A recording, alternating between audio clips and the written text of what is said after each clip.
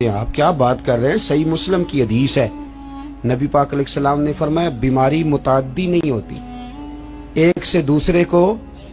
ایک شخص نے عرض کیا تھا یا رسول اللہ یہ میرے اونٹ کو خارش پڑ گئی ہے اس اونٹ کی وجہ سے، اس کو خارش تھی، یہ اس کے پاس گیا تو اسے بھی پڑ گئی۔ کیا سادہ جواب ہے اور کیا انداز تکلم ہے! تیرے آگے ہیں یوں دبے لچے فصحاء عرب کے بڑے بڑے، کوئی جان منہ میں زبان نہیں بلکہ جسم میں جان نہیں۔ کہا جناب میرے اونٹ کو اس اونٹ سے خارش پڑ گئی، تو ایک جملہ کہا نبی کریم نے۔ حضور فرمانے لگے تیرے اونٹ کو تو اس اونٹ سے پڑی ہے، تو یہ بتا اس اونٹ کو کہاں سے پڑی تھی، اس کو کہاں سے پڑی تھی؟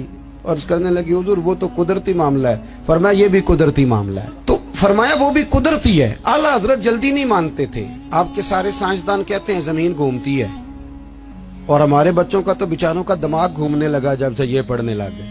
زمین اتنی موٹی کتاب لکھی اعلیٰ حضرت نے، زمین ساکن ہے نہیں گھومتی۔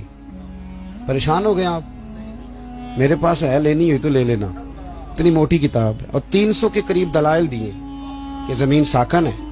اعلیٰ حضرت فرماتے ہیں جب نبی پاک علیہ السلام نے فرما دیا کہ جب رب نے زمین کو پیدا کیا تو کانپنے لگی، تو رب کریم نے اس میں پہاڑ میخیں بنا کے قلعے بنا کے لگا دیے تو یہ ٹھہر گئی۔ فرماتے ہیں جب میرے نبی کی زبان سے نکل گیا ٹھہر گئی، تو سارے سائنسدان بھی کہیں تو ہم ماننے کو تیار نہیں، ہم کیسے مان جائیں؟ حضور نے کہہ دیا ٹھہر گئی تو لہذا ٹھہر گئی، اور اعلیٰ حضرت نے اس پر 300 کے قریب دلائل دی۔ ہمارا تو اصل مسئلہ یہ ہے کہ ہم پڑھتے ہی نہیں، اور پھر کچھ لوگ بڑی محبت سے کہتے ہیں جو اب تو سائنس بھی یہ بات مان گئی۔ تو میں نے کہا سائنس نہ بھی مانے تو ہماری تو کوئی مجبوری نہیں، سائنس نہ مانے سائنس ہماری تو مجبوری اللہ رسول ہے، سائنس ہماری مجبوری۔ سمجھ آ رہی ہے بات کی؟ اسی طرح اعلیٰ حضرت کے زمانے میں کسی نے کہا تھا کہ کشش ثقل ہے، زمین چیزوں کو کھینچتی ہے۔ دلیل کیا دی؟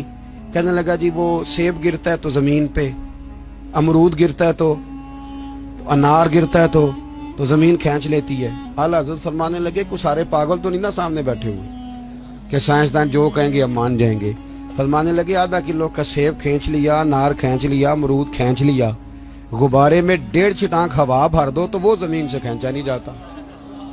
یہ عجیب فلسفہ ہے تمہارا بھائی کہ زمین اپنی طرف۔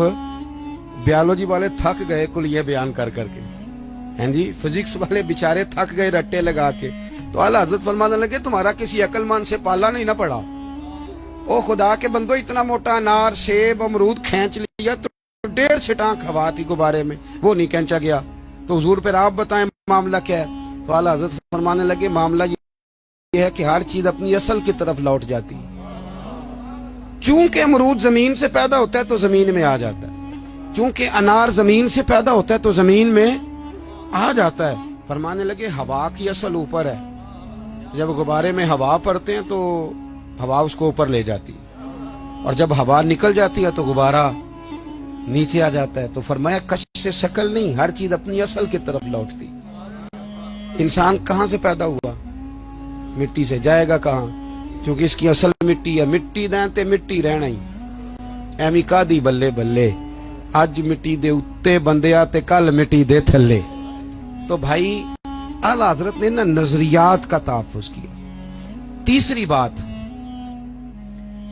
اعلیٰ حضرت فرماتے تھے کہ دین میں خودداری اختیار کرو، عزت نفس، دین کو فار سیل نہ کرو۔ آگے